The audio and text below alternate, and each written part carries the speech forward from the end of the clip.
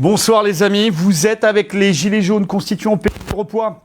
Nous sommes ce soir avec Jean-Pierre Crespin, deuxième vidéo de la journée.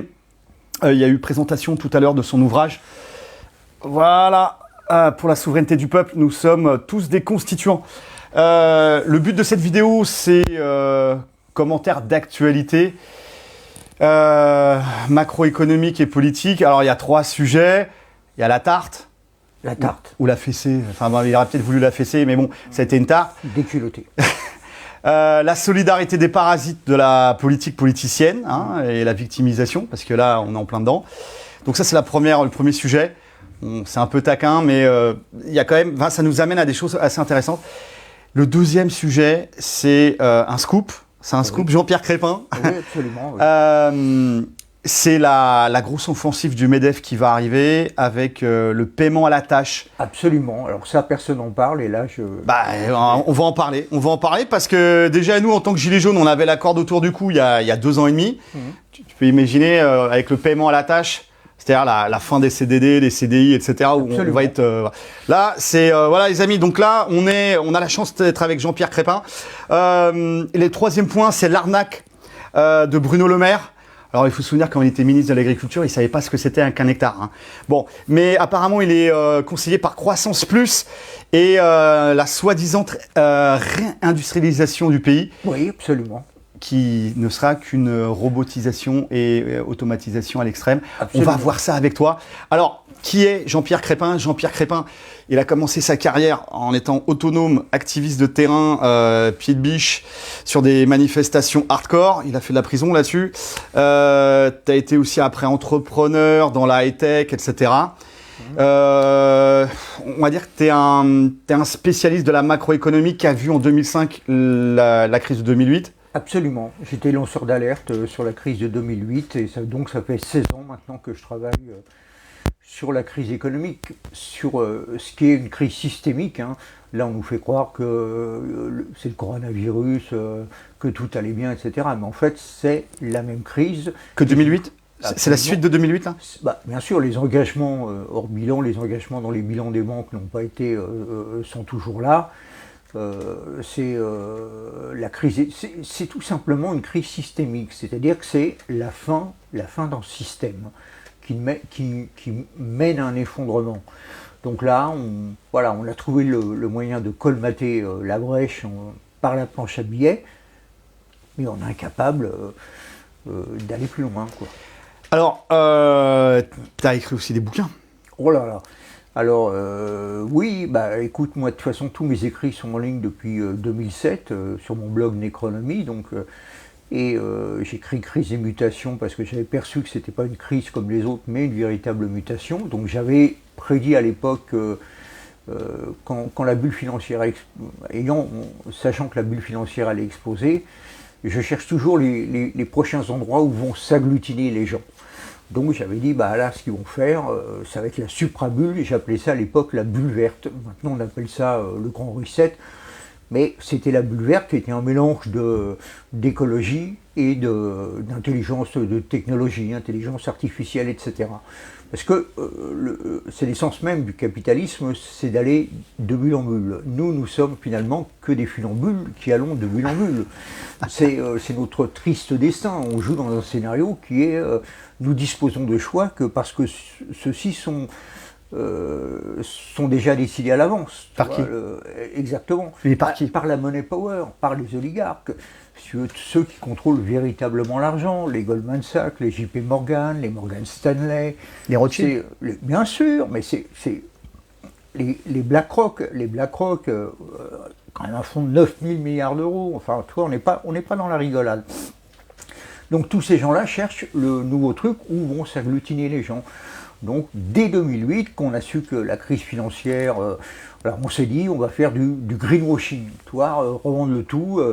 La bulle verte, c'est génial parce qu'on pouvait revendre tout à tout le monde avec un petit autocollant vert, On disait on va revendre tous les produits de consommation, les fourchettes, les machins, la bulle verte c'est génial, On revend tout à tout le monde. Bon, on s'est dit il faut mettre une couche, côté Startup Nation, une couche de techno, d'intelligence artificielle, etc., etc. Et donc tout ça, je l'écris dans Crise et Mutation, si tu veux. Et c'est exactement ce qui est en train de se passer 11 ans plus tard, quoi. Donc, t'es pas prophète de mauvais augure, mais tu vois des trucs. Je suis tragiquement lucide. Mes amis me disent tu es tragiquement lucide. Mais il suffit de regarder, si tu veux. C'est pas, ça, en fait, ça ne demande pas un grand... Il y a juste une condition à réunir, c'est ne pas être prisonnier, si tu veux, de ses intérêts. Tous les gens que tu vois à la télé te commenter des choses, etc., ils ont tous des intérêts, d'une façon ou d'une autre. Tu vois, quand tu vois un mec comme Nicolas Bouzou, comme ça, il a son cabinet de conseil, il a ses machins, tu ne peux pas dire la vérité, si tu veux, voilà, comme il écrit dans la Gakure, la Bible du samouraï, en période de crise, il ne faut pas avoir ni de dette ni d'intérêt. Voilà, c'est comme ça que tu te rends libre. Donc moi, j'ai pas de dette, j'ai pas d'intérêt, voilà. Et je consomme très peu, donc à partir de là, je suis un homme aimant. Résilient. Donc là, 3 sujets d'actualité. Oui. Le premier, il est un peu, je vais dire, c'est l'histoire de fessée qui a mal tourné. Il a raté la fessée, il a fait une tarte. Bon, que ça soit monté ou pas, enfin bref. Montjoie Saint-Denis, c'est ça que je trépasse si je faiblis, c'est le truc des visiteurs, en fait, c'est ça. C'est le truc des visiteurs. Bon, voilà. De la société du spectacle. Oui, après, alors il paraît que c'était un médiévaliste, etc. Un mec qui se photographiait en tenue médiévale. Voilà. On ne sait pas si c'est monté ou pas, mais ce qui est vraiment intéressant, c'est tant pas sur la fessée ratée, parce que je pense que l'employé de banque, il aurait été content d'avoir une fessée finalement. Bien sûr. Mais bon là, il a une petite tarte, une petite pitchinette, mais l'affaire, c'est déjà l'overréaction, la surréaction de toute la classe politique. Ah ben tout. C'est la démocratie qu'on attaque. C'est la République. La France, la France n'a pas été attaquée là-dessus. C'est la République. C'est la République. Ça fait rire tout le monde. C'est pas du tout la démocratie qu'on a attaquée. C'est pas du tout la République qu'on a. C'est un mec qui a voulu son quart d'heure de gloire, un peu comme Warholien, comme Warhol disait Biostar pendant un quart d'heure. Ben voilà, il a le truc, et son truc a fait le tour des réseaux sociaux, mais c'est pas du tout ni la République ni la démocratie, et les conclusions qu'on en tire.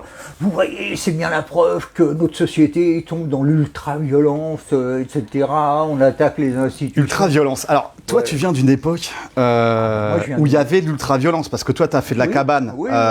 Par des histoires d'ultra-violence. T'es au Pied de Biche, tu démontais quand même des sex shops et des agences d'intérim à coups de pied de biche à Pigalle, c'est ça? Oui, bien sûr. Ah, bien sûr, d'accord. Ouais, d'accord. Ça n'a rien de scandaleux, tout ce qui était exploitation de l'homme par l'homme ou de la femme par l'homme. Si tu veux, moi, la fin des années 70, c'était des années, si tu veux, je te rappelle le contexte historique, on n'avait jamais eu la gauche au pouvoir, on avait... Giscard comme président, Raymond Barre comme Premier ministre qui nous disait faut se serrer la ceinture, il y avait l'inflation, nous on n'arrivait plus à suivre, on n'arrivait même plus à louer quoi que ce soit, enfin c'était terrible, et c'était des années très politisées. Donc en Italie il y avait les Brigades Rouges, il y avait la bande à Bader et Action Directe en France. Et pour mémoire, si tu veux, la bande en Bader, ils avaient enlevé Hans Martin Schleyer, le patron des patrons, qu'ils avaient dessoudé. En Italie, les Brigades Rouges. En Italie, les gens étaient tellement pauvres de l'Italie du Sud, ils allaient travailler dans le Nord parce qu'il n'y avait pas de boulot, ils dormaient dans les usines. Donc ils ont commencé par enlever des DRH, etc. Puis après, ça a été jusqu'au flingage d'Aldo Moro avec la complicité du pouvoir. De toute façon, le pouvoir voulait, c'est aujourd'hui prouvé, avait des complicités.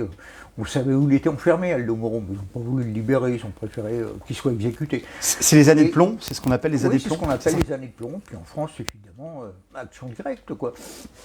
C'est-à-dire, ça peut paraître aussi peut-être un peu incroyable aujourd'hui avec le recul. Moi, j'ai toujours dit, tu peux aller sur mon blog, j'ai écrit un texte en 2008 qui s'appelle Le désarroi de l'élève Rouillant, en parlant de Jean-Marc Rouillant, en disant, bah voilà, Jean-Marc Rouillant, quand il va sortir, il va s'apercevoir que rien n'a changé, quoi. C'est exactement la même chose en pire, quoi. Et c'est vraiment ça. Donc là, on fait tout un sketch pour un mec qui a foutu une baffe à Macron. Bon, voilà, moi ce que je pense, c'est que comme la démocratie représentative est morte, que la démocratie participative est du bidon, que la seule vraie démocratie c'est direct, il faut que le pouvoir, les gens de pouvoir, à un moment, s'habituent à voir peut-être ressurgir un jour ce qu'on appelle la lutte armée. La lutte armée. Et alors, ce qui est intéressant, c'est qu'on a vu tous les politiques. Alors, il y a Le Pen, il y a Mélenchon, il y a Ruffin. Mais chacun. On attend Martinez, parce qu'au niveau victime, vu qu'il s'est fait victimiser, enfin son service d'ordre, sa milice armée, illégale, batte de baseball, matraque télescopique, gazeuse, format police, des gants coquets, etc. Ils ont, parce que à 18h, il fallait rentrer. CGT, on les connaît, bien sûr. Et donc, ils ont commencé à dégager les gens qui les emmerdaient. Le problème, c'est que il y avait des gilets jaunes sans gilets jaunes ou des mecs du bloc, voilà, bref. Et l'affaire, c'est que le ton est monté. Les mecs, ils ont cru que, tu vois, ils ont sorti la gazeuse, puis après le mec il remet la gazeuse, il prend un chassé. Son collègue il sort la matraque, et puis là ça commence à partir en vrille. Bien sûr. Non, mais pour moi c'était.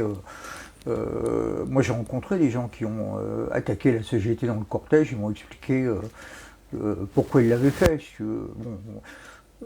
Ils ont livré des mecs aux flics aussi, ils ont livré des mecs à la police, c'est pour ça qu'on les a traités de collabos en fait.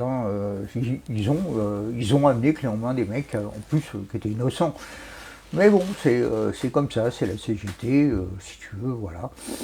Il n'y a rien à espérer de tous ces syndicats. Et la base de la CGT, parce qu'au dépôt de Brétigny-sur-Orge, au dépôt à Bastille, leur piquet de grève, etc., les gars de la base, ils sont lucides là-dessus. Bien sûr, bien sûr. Alors quand est-ce qu'ils font la révolution en interne ? Mais ça c'est le principe, si tu veux, d'organisation qui est devenu le faux participatif, si tu veux, où tu as un grand chef, après une base qu'on consulte mais dont on ne prend jamais en compte les préoccupations. C'est quand même hallucinant que tous ces syndicats n'aient pas vu surgir le mouvement des Gilets jaunes. Ils ont essayé de le diffamer. Oui. Donc là, la tarte, non. Ça, c'est la tarte du médiévaliste. Oui, ça montre quand même la solidarité et ça montre surtout la peur, l'extrême peur dans laquelle sont tous les politiques. De Marine Le Pen à Mélenchon, à Ruffin, etc. Ils ont tous les jetons. Parce que là, ils se disent, oh là là, ça commence par une baffe. Et demain, ils connaissent l'histoire. Normalement, on devrait être, avec tout ce qu'on a enduré, l'état d'exception, les couvre-feux, tout ce qu'on a enduré, plus la casse sociale qui va surgir très prochainement, dans la logique, si tu veux, il ne devrait plus y avoir un seul député de l'AREM qui puisse foutre les pieds dehors, si ce n'est accompagné de 2-3 flics, quoi. Alors déjà, je te rassure pour eux, parce que tu t'inquiètes pour leur santé, dans le 91, leurs permanences sont fermées. Oui. Voilà, donc voilà, ça c'est fait. Et puis pour les attraper, faut se lever tôt parce que ils se cachent. Ça doit être pareil sur d'autres coins du territoire. Là, ce qu'on voit, c'est que tous ces parasites de politiciens professionnels, là, ils se mettent tous derrière le soldat Macron. Ils ont les jetons. Il faut sauver le soldat Macron. Ils ont les jetons. C'est marrant d'avoir peur à ce point-là, quand même, si tu veux. Et là, ça montre quand même cette immense grande déconnexion qu'il y a entre les élites, ceux qui gamellent, comme tu dis, et le peuple. Nous, on est habitués, quand on sort dans la rue, on assure notre sécurité, on n'est plus... ça fait longtemps qu'on vit comme ça. Donc eux, si tu veux, d'un seul coup, ça devient une affaire d'État, un mec qui a mis une baffe... c'est pas la mort, quoi. Et là, d'un seul coup, on attaque la démocratie, on attaque la République. Le mec, il n'a pas attaqué la République ni la démocratie. Moi, je te rappelle, j'ai connu un mec, un brigadiste, je te parle, un mec des Brigades Rouges. Le mec, tiens-toi bien, il s'était procuré un missile soviétique et les flics l'ont chopé au dernier moment alors qu'il allait envoyer un missile sur le Parlement italien. Un missile? Un missile russe sur le Parlement italien. Le professeur, on l'appelait. Le mec, alors attends, le mec, il avait réussi à se procurer un missile. Il avait loué un truc pas loin du Parlement, à Rome. Il allait balancer un missile. C'est ça, c'est les années de plomb. Oui. Donc là, il y avait une véritable violence. Oh bah, et attends, le mec envoie un missile sur le Parlement italien, là, ça tuait, ça dézinguait tout le monde. Hein. Tu vois, c'était pas... Là, c'était pas une baffe. Donc, t'en penses quoi de ces trucs de victimisation ou Je te dis, ça participe du principe d'enfermer sa souffrance dans une souffrance plus globale. Et ils ont tous sauté évidemment dans le wagon, si tu veux, ils ont vu le train qui démarrait, ils se sont dit on saute dans le wagon, nous sommes des victimes, nous les hommes politiques, on essaie de s'occuper du bien commun, on essaie de faire le truc, et regardez la façon dont on est traité. Donc la Marine Le Pen ou le Mélenchon qui sont, en tant que députés européens, à plus de 12 000 € par mois, c'est des victimes? Bien sûr. D'accord. Bien sûr, mais parce que c'est exactement... la violence sociale, pour eux, n'est pas une violence, tu veux, toi. C'est des gens qui ne croient plus au déterminisme social, qui ne croient plus à la violence sociale, mais par contre, qui ont très très peur de la violence physique. Ça c'est clair et net, parce que, bon, dans leur vie, ils n'ont jamais été confrontés. Enfin, si tu veux, Macron, je sais qu'il est dans le même lycée que Ruffin, mais bon, même Ruffin, il n'y a pas mis une claque, quoi. C'est de toute façon un lycée de bourgeois, donc... Ok, donc bon, bah écoutez les amis, voilà, c'est la première partie, hein, c'est très people, la tarte. La deuxième partie, par contre, là, c'est du lourd. C'est du lourd et du sale, parce que donc c'est un scoop. Oui, c'est un scoop. C'est un scoop parce que bon, si tu veux, voilà, ce que je vais t'annoncer, c'est en fait Macron l'a dit clairement. Il a dit bon, le quoi qu'il en coûte, ça veut dire c'est gratuit jusqu'à la caisse. Qui va payer? Bah, c'est nous qui allons payer, quoi. Alors, comment on va payer? Alors, évidemment, comme je te l'ai dit, privatisation à tout va, retraite à 67 ans, enfin, dans le premier temps, là, avant les élections, ils vont faire 65, mais dans le deuxième mandat, ça montera rapidement à 67. Diminution des budgets santé-éducation, avec privatisation aussi d'une partie de la santé et l'éducation. Parce que c'est les deux plus gros budgets de l'État. Absolument. On va nous dire que les facs sont un repère d'islamo-gauchisme, que ça ne sert à rien, que ça ne permet pas aux gens de s'intégrer. Et que la santé, on va nous dire, bah, vous avez vu pendant le Covid, la santé, ça n'a pas marché, etc. Donc, alors qu'on n'a pas sollicité les hôpitaux privés. Hein.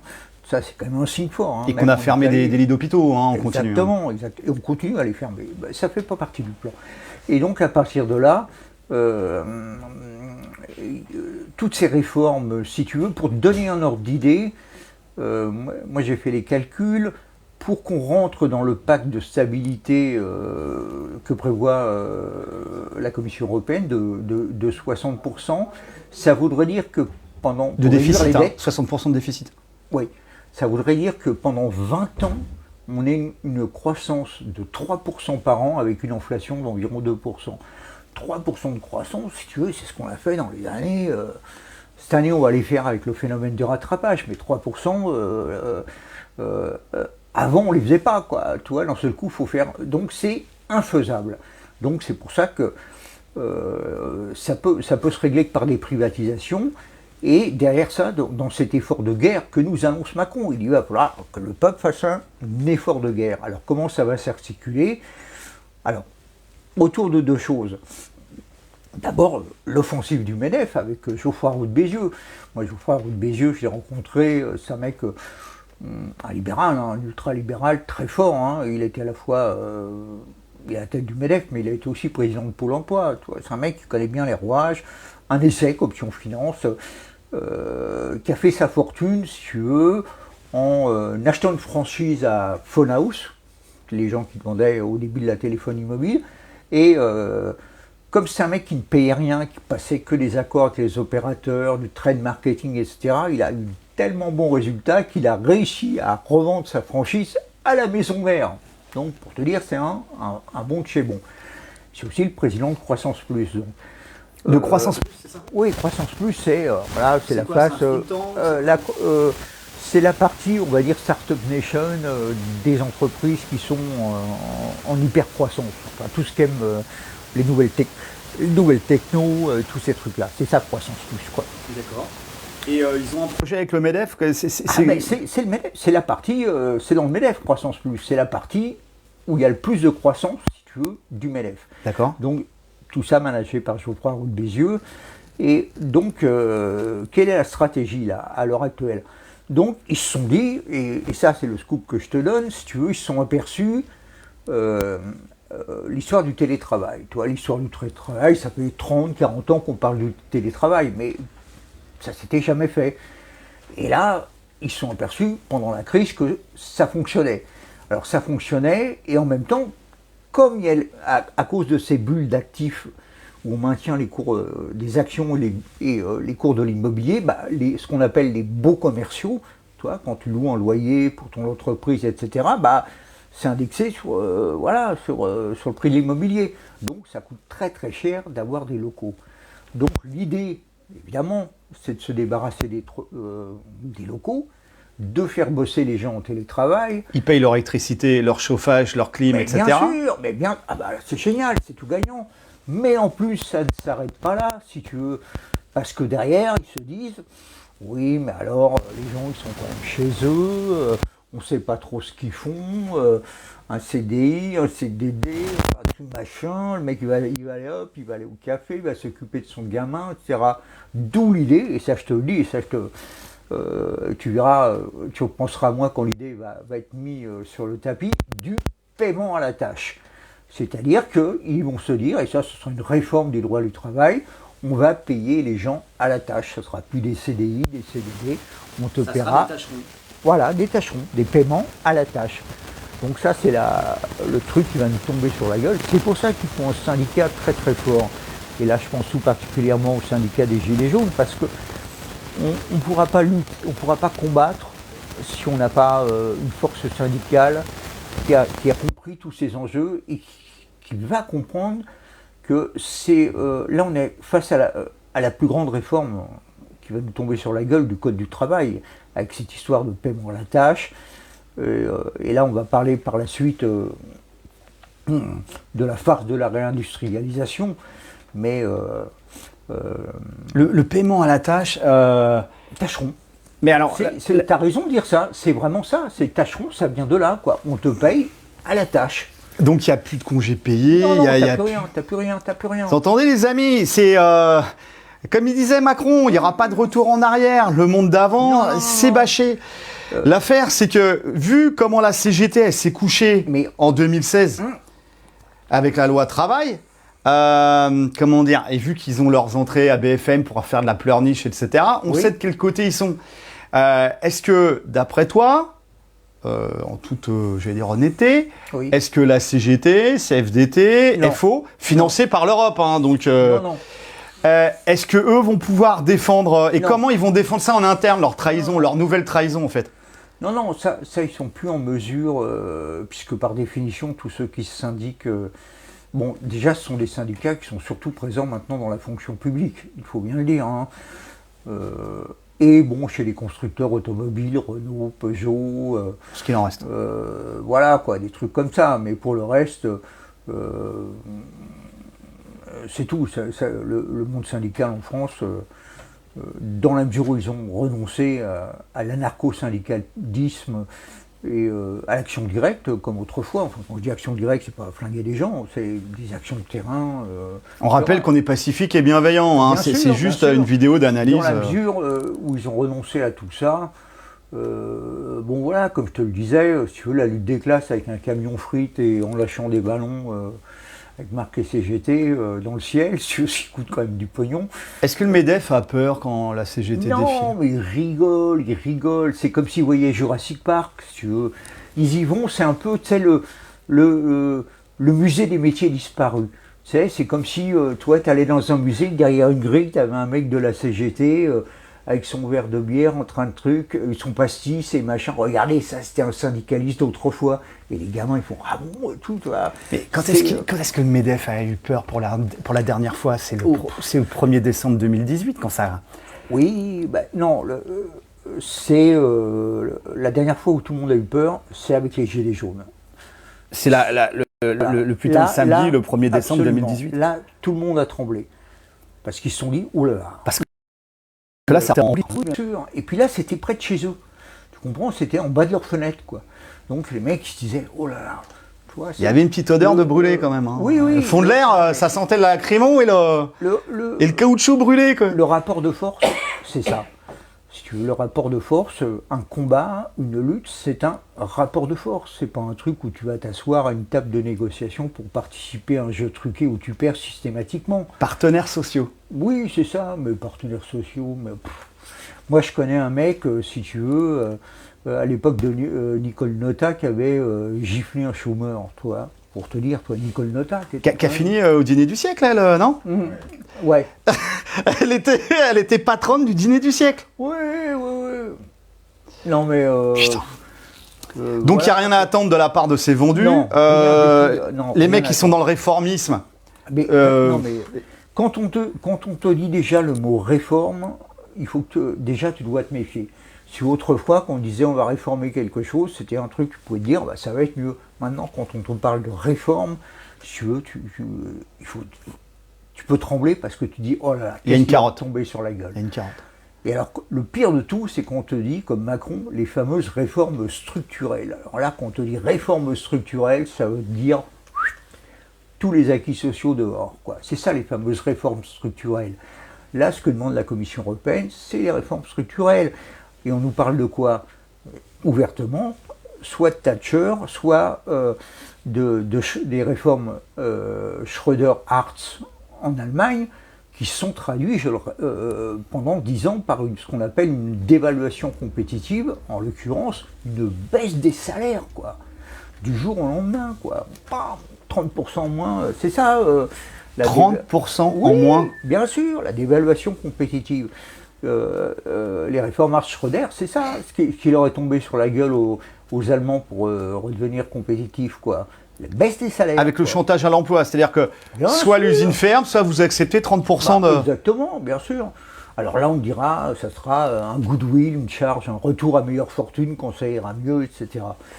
Voilà, c'est tout ça qui nous pend au nez, avec peut-être le dernier point qu'on va assurer, qui est la carotte qu'on nous met pour faire avancer l'âne, le truc de Le Maire, la réindustrialisation.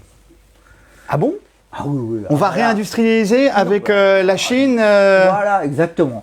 Alors, mais il y a des frontières alors, parce que s'il y a des droits de douane... Voilà, il faut savoir que depuis les années 80, c'est d'ailleurs ce qui a donné naissance au capitalisme financier, mais aussi aux délocalisations. Le capitalisme n'arrivait plus à extraire la plus-value du travail de l'homme.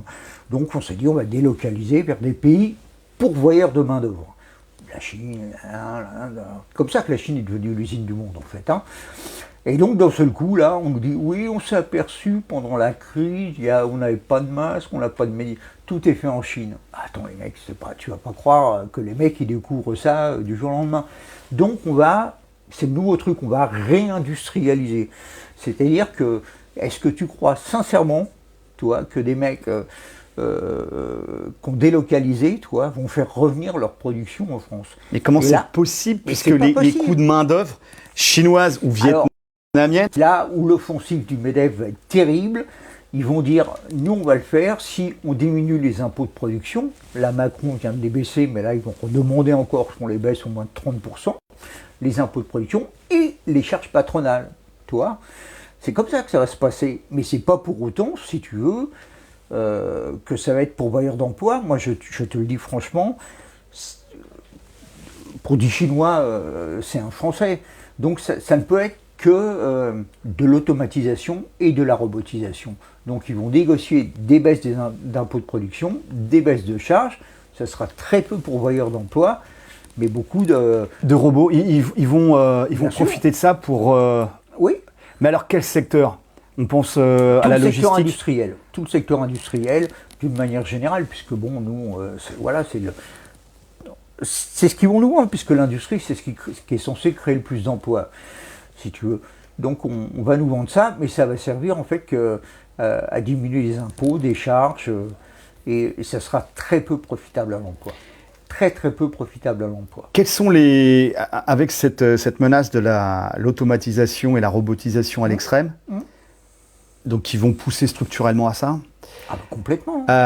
Quels vont être les métiers qui vont être le plus impactés avec ce fameux plan de relance, de réindustrialisation, entre guillemets? Transport routier, tu vois quoi? Alors, bon, tout ce qui est évidemment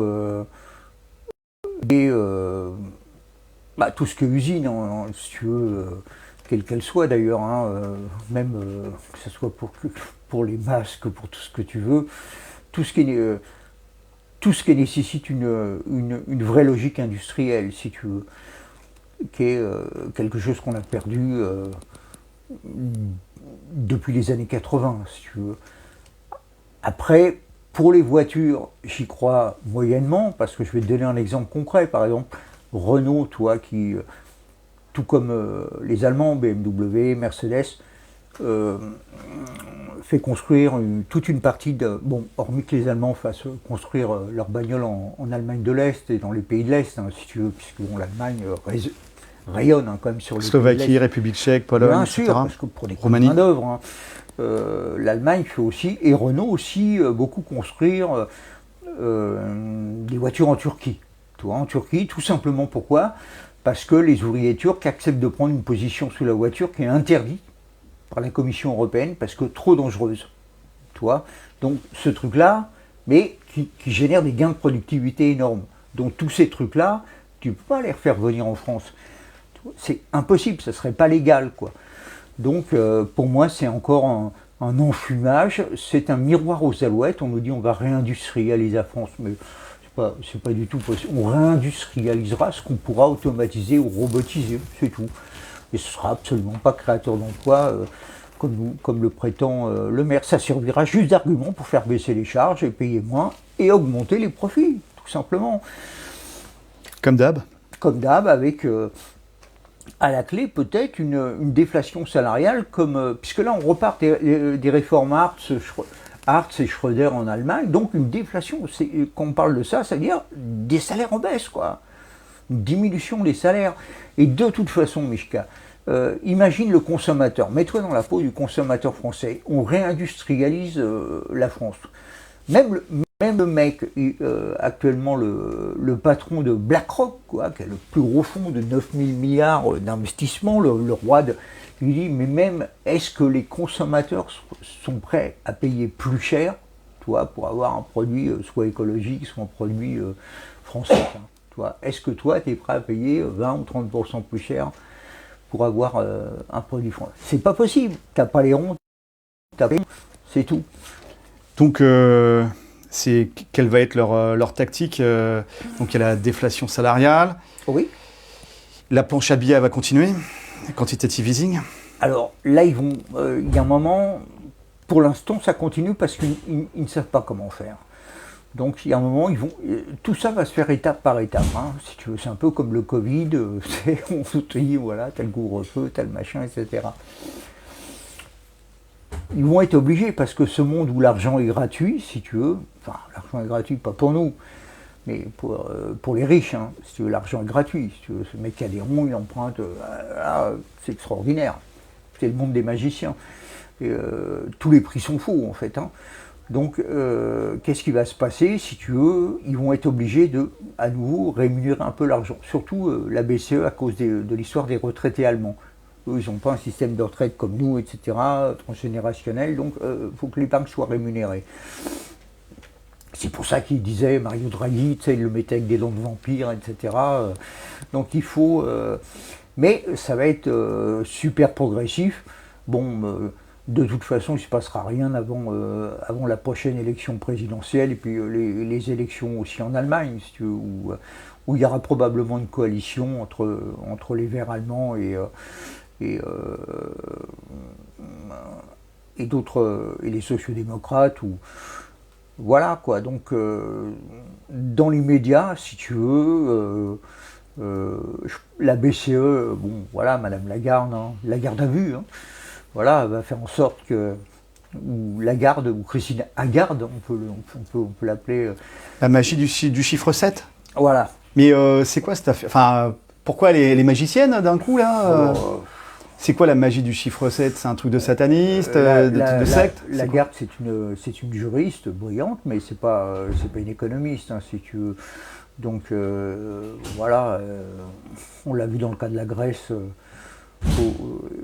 Il faut s'attendre à rien de bon. Alors, remonter les taux d'intérêt, c'est quasiment impossible. Aujourd'hui, il faut savoir que les dettes de la zone euro, c'est 120% du PIB de la zone euro, toi, du produit intérieur. C'est énorme. On a l'Italie qui est à 160%, la Grèce qui est toujours au-dessus de 200%. Nos pauvres amis grecs. Donc ils ne peuvent pas augmenter les... Non, mais sinon tous ces pays deviennent insolvables. Même la France. Hein. Même la France. Est-ce qu'un pays peut être insolvable? Oui, bien sûr qu'il peut être insolvable. Il peut être en bankruptcie, en banqueroute l'Argentine, tout ça c'est arrivé, bien sûr. Qu'est-ce qui se passe si un pays est en banqueroute? Les banques ferment, on ne peut plus aller chercher... Oui. Ah ouais. Regarde, en Grèce, on a autorisé des retraits de 50 € maximum. Par jour c'était par jour, oui, c'était par jour. Mais voilà, tu règles tous les distributeurs, tu règles, bien sûr, tu peux... et encore là, quand je te dis 50 €, c'est pour les plus aisés. Hein. Mais attends, de toute façon, notre blé qui est sur un compte bancaire ne nous appartient pas. Non. D'un point de vue contractuel, il appartient aux banques, c'est ça? Absolument. Et bien sûr, il peut disparaître du jour au lendemain, mais dans cette histoire, si tu veux, moi je crois qu'à long terme, si tu veux, on aura tous vu le niveau d'endettement massif, si tu veux, et cette impossibilité de réduire la dette, hein, si tu veux, parce que si on fait... Philippe Lebel, il a quand même brûlé, il a brûlé les usuriers du pays, Philippe Lebel. Oui. C'est Ruffin qui l'avait écrit dans son bouquin, collection Fakir. Oui. Enfin, avant qu'il soit député. Oui. Il a dû changer d'avis depuis. Mais il y a eu des banqueroutes et des banqueroutes, il y en a eu 7 au niveau de l'histoire de France. Oui, c'est possible de dire du jour au lendemain, allez tous vous faire aimer. Si on regagnait la souveraineté monétaire, bien sûr, ça serait possible. Mais là, dans le cadre de l'euro, ce n'est pas possible, si tu veux. Comme tu le sais, ça voudrait dire qu'on sort de l'euro. Si tu veux. Ça, c'est un autre débat. Bon, moi je pense qu'il n'y a pas de souveraineté sans souveraineté monétaire. Hein. Moi ça me paraît, c'est le point de départ de tout. Mais qu'est-ce qui va se passer? Alors, soit il y a deux possibilités. Enfin, la première possibilité, ce serait ce qu'on appelle une restructuration de la dette. C'est-à-dire que on dit aux créanciers, finalement au lieu de vous payer 100%, on va vous payer que 60%. Mais le problème, c'est que aucun gouvernement n'a les couilles de jouer avec les super riches. Ils ont tous peur, Donc, restructuration de la dette. Donc, tu es en train de nous dire qu'il faut qu'ils aient plus peur du peuple ou des baffes du peuple que des super riches. Exactement. C'est pour ça qu'il faut rééquilibrer ce rapport de force. C'est-à-dire, c'est ce qu'on appelle, aujourd'hui, on est dans ce qu'on appelle le pouvoir créancier. La dette a été la fabrication de la dette qui vient des années 80, quand les taux d'intérêt sont passés de 0 à 20% lors de la privatisation des marchés financiers, c'est ce qui a rendu cette dette dont nous sommes esclaves, si tu veux, aujourd'hui. Un coup de baguette magique, c'est parti de Paul Volcker avec la Fed, et tout le monde a subi, on a augmenté privatisation des... cette dette qu'on a, elle a été fabriquée de toutes pièces. C'est une dette, si tu veux, qui a été fabriquée parce qu'on s'est dit... on ne voulait plus financer la dette publique comme autrefois par la souveraineté monétaire. Donc on s'est dit on va libéraliser l'emprunt Pinay, tout ça. On va libéraliser, privatiser les marchés financiers. Et on a fabriqué cette dette qui est monumentale, si tu veux, mais qui n'a pas lieu d'être, si tu veux, avec un pouvoir créancier d'une force terrible.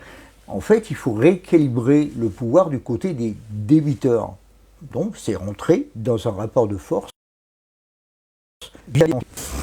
Ça, c'est possible. Tu es en train de nous dire que la CGT a fait des manifs entre nations et républiques, elle finit généralement en république, en passant par Bastille, et qu'elle évite soigneusement de passer devant la banque Rothschild et la banque Lazare. Oui, Lazare, JP Morgan, Morgan Stanley, Goldman Sachs, sont eux la money power, sont eux qui dirigent le monde. Voilà. Et donc Martinez, et donc Laurent Berger. Et donc, tu les vois face à ça, tu peux pas affronter des gens de... moi, dans mon expérience professionnelle, toi, je suis allé quand même à un certain niveau. Il m'a été donné une fois d'affronter un numéro 1 mondial. Dans l'informatique, hein, t'étais dans l'informatique. Oui, enfin, bon, j'avais ma boîte et tout, mais je me suis fait dessouder, spolier total par un numéro 1 mondial. Et ça a duré 10 secondes, parce que même si j'avais beaucoup appris, si tu veux, face à un mec... Martin Sorel, hein, toi, le raideur aux yeux d'acier, enfin, toi, tu dures 10 secondes, quoi, tu prends ton chèque. Bon, en plus, moi j'ai essayé de me défendre, mais bon, tous les cabinets d'avocats travaillaient avec lui, donc j'étais en conflit d'intérêts. Personne n'a accepté de me défendre, tout le monde m'a dit prends ton chèque et tais-toi. Parce que de toute façon, la différence, c'est nous qui allons te le prendre en tant qu'avocat, quoi. Voilà, quoi. Donc il y a un moment, si tu veux, tu peux pas. Voilà, c'est des mecs très très affûtés. Faut pas, ils connaissent tout. S'il y avait, alors là c'est une petite aparté, s'il y avait une loi votée, on va dire voilà, en France, qui interdirait les transactions avec les trusts anonymes. Ah oui, oui. Est-ce que ça mettrait un grain de sable dans... Alors ça c'est le projet de Marc Chenet qui était soumis à la votation en Suisse. J'étais en contact avec lui il y a d'ailleurs une dizaine de jours. C'est un économiste franco-suisse, ex-doyen d'HEC, donc un mec sérieux, qui avec un banquier, Sibontal, un banquier repenti, on va dire, toi, a proposé de faire justement cette taxe, cette micro-taxe. Alors pas forcément je te parle de taxe, hein, je te parle d'interdiction de transactions avec les sociétés anonymes pour pouvoir interdire en fait la pompe à fric, l'évasion fiscale. Entre 80 et 150 milliards d'euros par an. C'est le sénateur Bocquet, hein, de la commission sénatoriale, qui nous l'avait dit, on l'avait attrapé devant le Sénat. Et en fait, tout ce stratagème passe par les paradis fiscaux et ça repose sur l'anonymat des détenteurs de capitaux via les trusts anonymes. Oui, bien sûr. Et donc, dans un État souverain, le pouvoir régalien, c'est quand les mecs qui descendent dans leur jet privé, t'as les militaires qui sont là, t'as les gendarmes toi, qui prennent le mec, puis le mec qui se retrouve à faire des espadrilles au fin fond de je sais pas trop où. Est-ce que, par exemple, cette piste d'interdire les transactions commerciales avec les trusts anonymes, tu vois, nous on n'en voit pas beaucoup, hein, les trusts anonymes, c'est plutôt le CAC 40, avec les filiales, les BNP, etc., via Jersey, c'est comme ça qu'ils bossent. Oui, bien sûr. Est-ce que tu penses que c'est quelque chose à la portée, est-ce que c'est une piste pour toi? Oui. Moi, la meilleure des pistes, c'est la microtaxe sur toutes les transactions financières. Le projet de Marc Chenet qui est soumis à la votation en Suisse en ce moment, on verra si le peuple accepte, mais c'est le seul moyen. Je vais te donner, parce que si tu veux, toutes ces remontées, évidemment, comme tu le dis, vers des trusts anonymes, etc. Mais je vais te donner un exemple concret. Par exemple, tu prends Disney, tu vois, Disney, machin, etc. Donc, les bénéfices de Disney, si tu veux, comment ça se passe? Ils font remonter les bénéfices jusqu'à la maison mère qui dit bah, moi je vends la franchise, le nom, tant par an. Tu vois? Ce qui fait que tous les bénéfices sont absorbés en frais de franchise. Donc au final, le mec, tu vois l'action Disney, ils ne font pas de bénéfices parce que tout passe en frais de franchise. Tu comprends? Donc ça remonte à la maison mère et ainsi de suite. Toi, Amazon ne fait que des pertes en France. Bien sûr. Tout passe par le Luxembourg ou l'Irlande, hein, c'est ça? Et tu fais remonter, si tu veux, ce que tu veux. Mais ça se fait avec 4 cabinets internationaux. Les cabinets d'audit, ceux qui ont des buildings, ils ont l'intégralité de putain de buildings à la Défense. Oui, c'est Deloitte Touch, c'est Ernst Young, etc. Et c'est eux, il y en a 4. Oui, Mercer, bien sûr, mais... jamais la CGT a été faire une OP là-bas. Hein. Il faut contraindre les banques, si tu veux, à faire une taxe, si tu veux, un peu plus loin que la taxe Tobin, tu vois, beaucoup plus loin que la taxe Tobin. Une micro, dès qu'il y a une transaction financière, les banques doivent t'envoyer un relevé, si tu veux, de toutes les transactions financières. Attends, Jean-Pierre, les banques, tout ce qu'elles ont, elles l'ont volé au peuple. Avec les agios, avec les intérêts, avec les ATD, le trésor public, tu fais une manif, tu prends ton amende. tu peux même pas la contester, tu passes direct, t'es plus à 135, t'es directement à je sais pas combien. Ouais, Ils vont se servir sur ton compte, Ouais. et la banque, elle prend déjà 65 ou 70 balles. Ouais, mais c'est tout, comme on dit, too big to fail. Quand tu discutes avec le patron de la BNP ou de la SG, de la Société Générale, les cas, plus les laisser tomber. Tu vois, c'est trop gros pour faire faillite. Sinon, c'est l'avalanche totale, si tu veux. Est-ce que Ils le savent qu'ils sont trop gros pour. C'est pour ça qu'on les rend flous à chaque fois. too big to fail, too big to jail. Trop gros pour faire faillite, trop gros pour aller en prison. Alors, il n'y a que les Islandais qui ont mis leurs banquiers en prison. Ça, faut saluer les Vikings. Eux, ils n'ont pas hésité. Quoi. Ça a été hop, après les subprimes, les banquiers entre eux. Quoi. C'est les seuls. Et ils n'ont pas payé leur dette aux banques anglaises et hollandaises. Bah, eux, ils ont. Voilà. Mais bon, en France, on n'est pas comme ça. Mais Et donc, donc là, on voit que finalement, ils gagnent du temps. Pendant ce temps-là, les politiciens sont corrompus, s'engraissent comme des porcs sur le dos à nos frais. Ok. Donc, ils gagnent du temps. Mais est-ce que c'est viable, ce montage, ce système? Non. Pourquoi c'est pas viable? Pourquoi ils ne pourraient pas continuer à s'endetter, puis finalement Ça, c'est une bonne question, si tu veux. Toi, avec cette histoire de planche à billets, par exemple, dans les marchés actions immobiliers, on le voit notamment de manière très simple dans l'immobilier, c'est-à-dire tant que les prix sont maintenus et augmentent à cause de la planche à billets, puisqu'on préserve les actifs de ceux qui ont du pognon, on le voit directement sur le prix des locations. Puisque si les prix de l'immobilier augmentent, le prix des locations augmente. Donc les gens ils ont de moins en moins de ronds. C'était déjà 2/3 du budget des ménages, la location. Donc là, vraiment, toi, après avoir loué, il faut que tu bouffes. En plus, pour les primo-acquérants ou les jeunes couples, etc., ça atteint des c'est 25 ans. Le Chrome, il est de 25 ans. Voilà, oui, c'est stratosphérique, si tu veux. Donc on le voit tout de suite. Il y a eu plusieurs exemples, comme ça, l'immobilier du Japon en 80, l'immobilier espagnol, là, qui a été brame.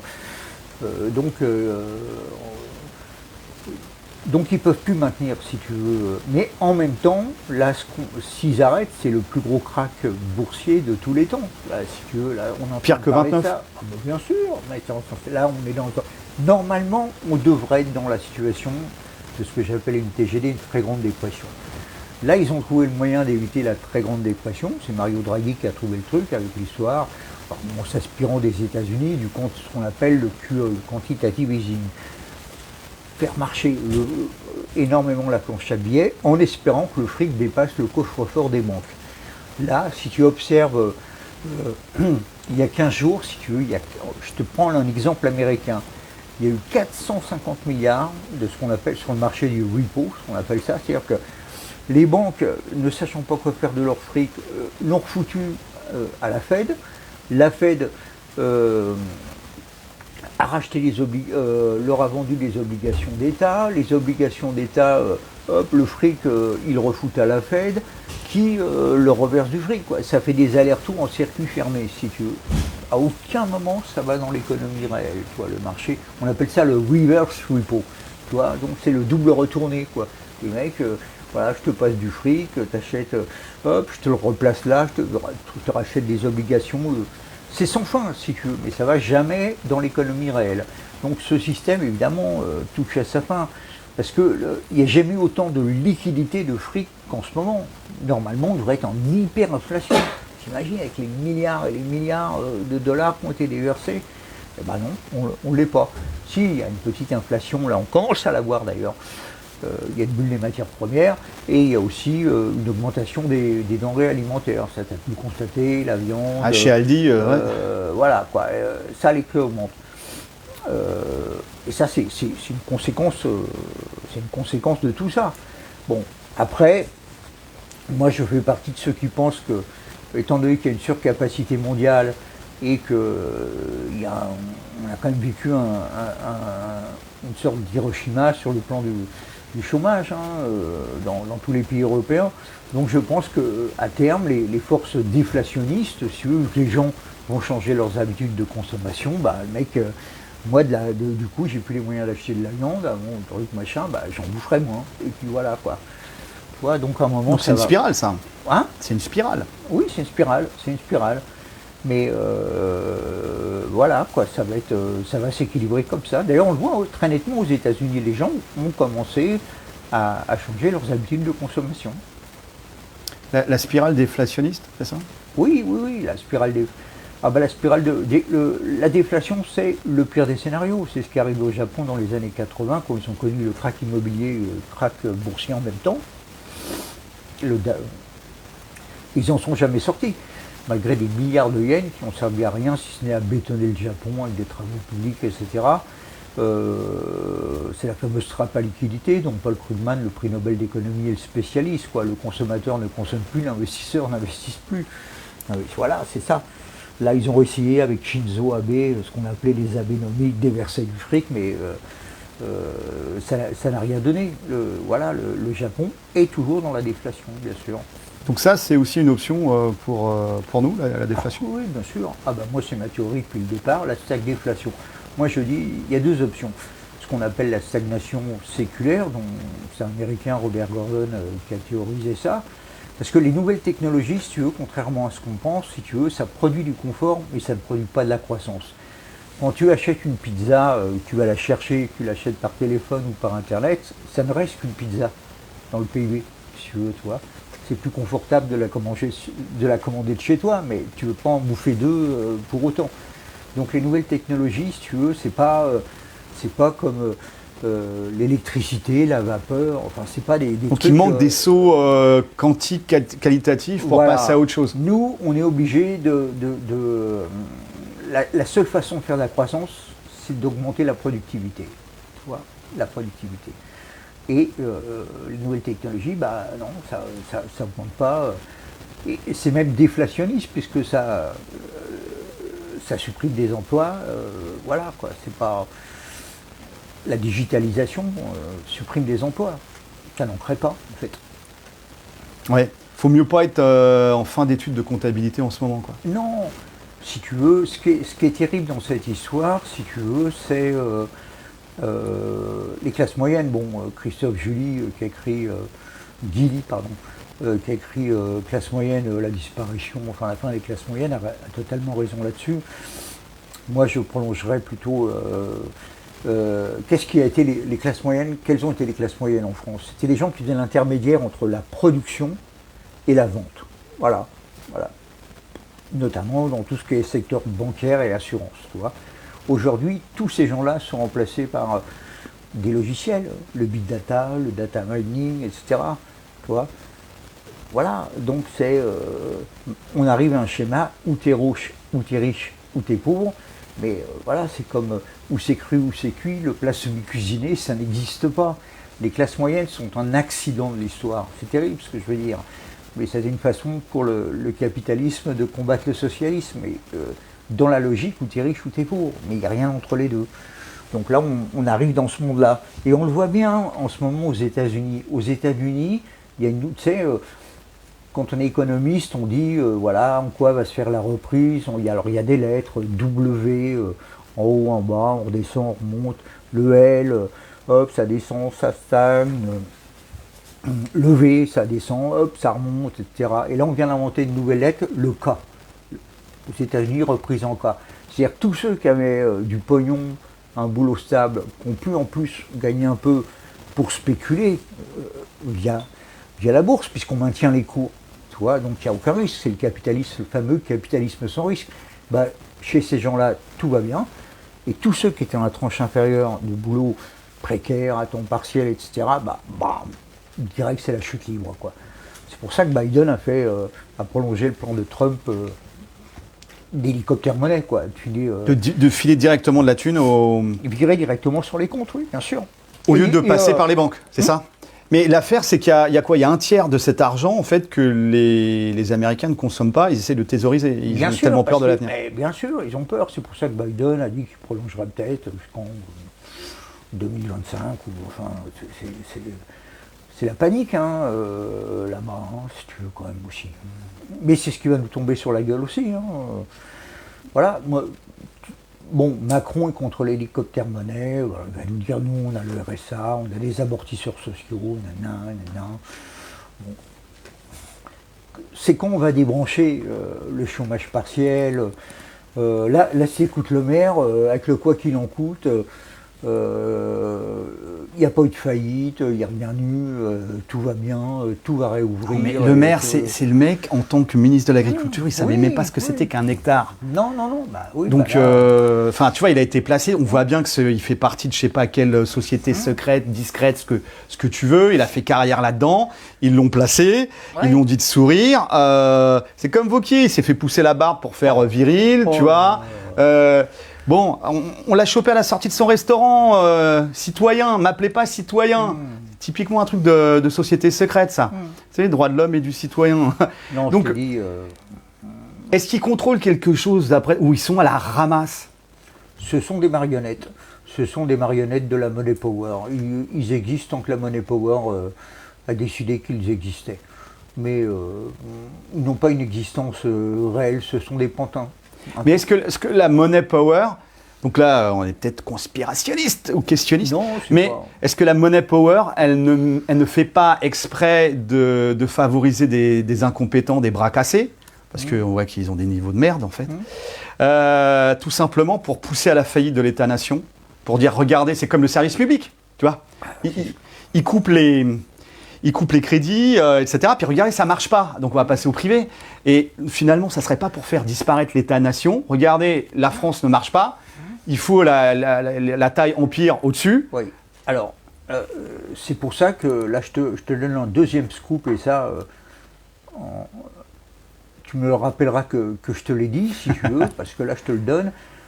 Devant le bordel que ça va être, là, qu'on va présenter l'addition aux gens, etc., avec toutes les réformes à faire, les réformes structurelles, les retraites, les privatisations, etc., on va nous annoncer, si tu veux, que la dette Covid, enfin je ne te parle pas de l'ensemble des dettes, hein, la dette Covid va être stockée dans ce qu'on appelle une bad bank. D'accord. Une bad bank, quoi, au niveau de l'Europe, on va dire, pour tous les pays de l'Europe, hein, on va mettre ça, en disant voilà, une bad bank, on va stocker ça pour l'instant, en espérant qu'un jour des financiers alléchés par des taux d'intérêt ou que plus dans un futur la Banque centrale monétise en quelque sorte cette dette, mais pour la décompter du bilan. Voilà, du bilan.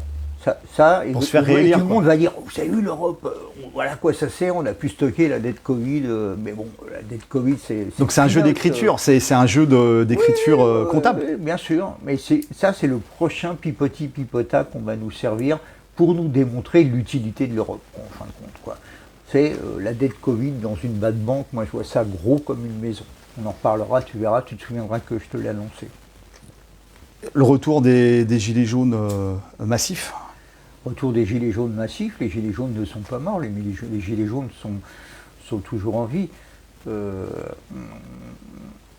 Les gilets jaunes, si tu veux, c'était le vent d'espoir qui nous a parcouru les uns les autres, est toujours hyper présent, quoi, hyper présent, et va trouver sa pleine expression, je dirais, là, plein de gens commençaient à comprendre. Toi, on l'a vu même chez les commerçants. Si les commerçants, il y a plein de commerçants qui gueulèrent à l'époque, toi, les gilets jaunes, ça nous empêche. Là, maintenant, tout le monde, pendant un an et demi, a été sous perfusion, etc. Toi, là, les mecs, ils ont senti le vent du boulet. Parce que, si tu veux, toi, la récession, c'est quand ton voisin perd son boulot. La dépression, c'est quand toi, tu perds le tien. Tu vois, c'est ça la différence entre la récession et la dépression. Donc là, ils ont senti le vent du boulet, donc maintenant ils se disent oh là là, toi, ça va tellement vite.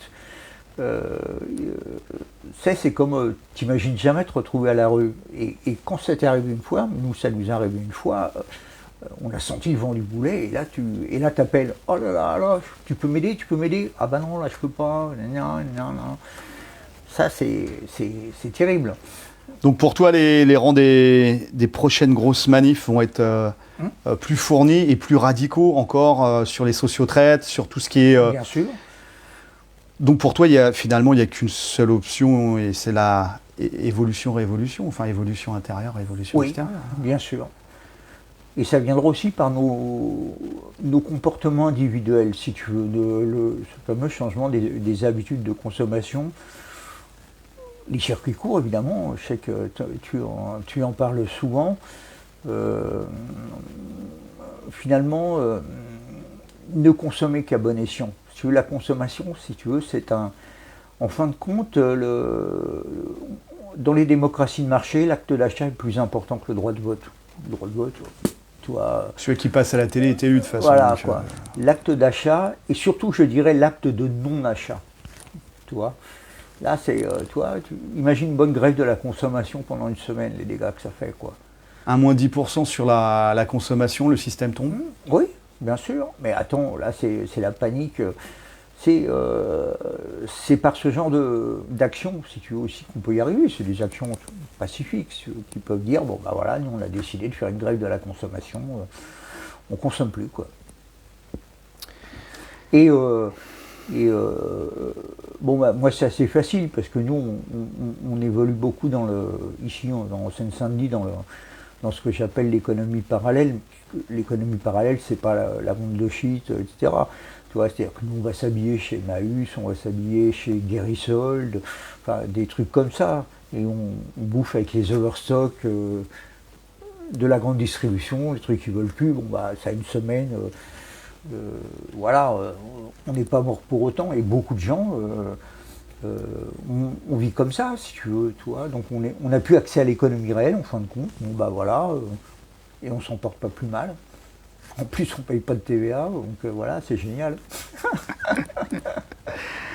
Ok, merci pour cet échange. J'espère que ça aura plu aux collègues, que ça aura permis d'avoir un peu de recul, N'oubliez pas de réfléchir. Qu'on va vivre une période terrible avec le MEDEF. Macron l'a annoncé la couleur. Il a dit, voilà, c'est un plan de guerre, quoi. Il parle de guerre. C'est guerre à nous, c'est la guerre à nous. Un effort de guerre pour redresser l'économie. Ah non, mais l'effort de guerre, la guerre, elle est contre le peuple productif. Oui, eux, c'est bien plus rentable de faire la spéculation, on les emmerde. C'est la démocratie sans le peuple, en fait. La démocratie sans peuple, t'as tout compris. C'est le pays sans les habitants, on les emmerde. Exactement, on a inventé la démocratie sans peuple et le capitalisme sans risque pour ceux qu'on nous connaît. Attends, on a une histoire, on a une éthique, des valeurs, etc. Ça les emmerde. Eux, ce qu'ils veulent, c'est des bobos névrosés, surendettés, qui sont incapables de... Génial, ça.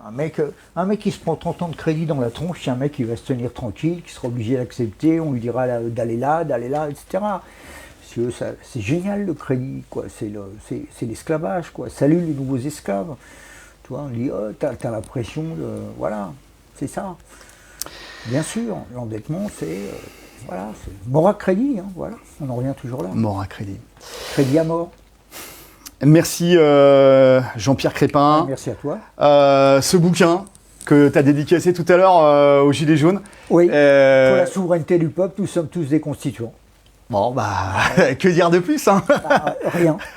Voilà les amis, j'espère que ça vous aura plu, j'espère que voilà, ça aura donné de la data, des pistes de réflexion, et puis quand même une note d'espoir. Une note d'espoir.